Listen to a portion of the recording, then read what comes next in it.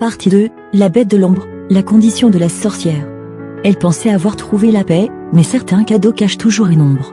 Hantée par la faim insatiable et la douleur, la jeune fille retourna dans la forêt interdite. Le chemin semblait plus sombre que jamais, les arbres resserrés comme pour l'empêcher d'avancer. Devant la cabane de bois noir, la sorcière l'attendait, ses yeux flamboyants fixant son âme. « Tu es revenu, dit-elle avec un ricanement. « Je veux être libérée, je ne supporte plus cette malédiction, supplia la jeune fille. » La sorcière sortit une fiole d'un liquide épais et vert. « Bois. Cette potion chassera la bête qui te ronge. Mais retiens bien, une fois guérie, tu n'as plus ta place ici. Quitte ton village, où la malédiction reviendra, encore plus cruelle. » Sans réfléchir, la fille saisit la fiole et but d'une traite.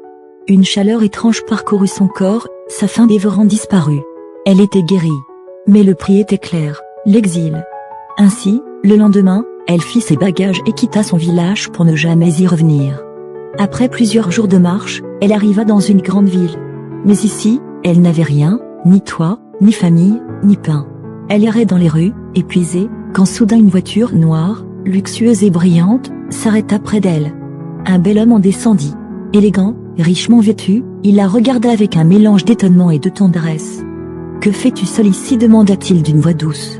Il décida de l'aider et la conduisit chez lui. Devant ses yeux apparut une demeure magnifique, un portail en fer forgé, un jardin illuminé de lanternes, une maison immense, presque un palais. À l'intérieur, des tapis rouges, des lustres étincelants, des meubles raffinés. « Ici, tu es en sécurité » dit-il en lui offrant un sourire rassurant. Les jours passèrent, et l'homme s'avéra d'une gentillesse infinie. Il la mena faire du shopping, lui offrant de somptueuses robes. Il l'inscrivit aussi à une salle d'entraînement privée. Grâce à lui, elle reprit confiance en elle, perdit du poids et devint incroyablement belle, rayonnant d'une beauté naturelle qui ne laissait personne indifférent.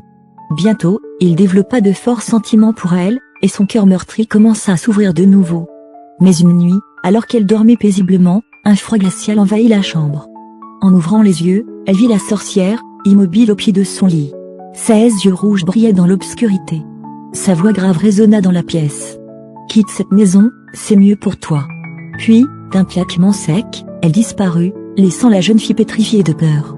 Elle avait fui la bête, mais était à tomber dans un piège encore plus dangereux,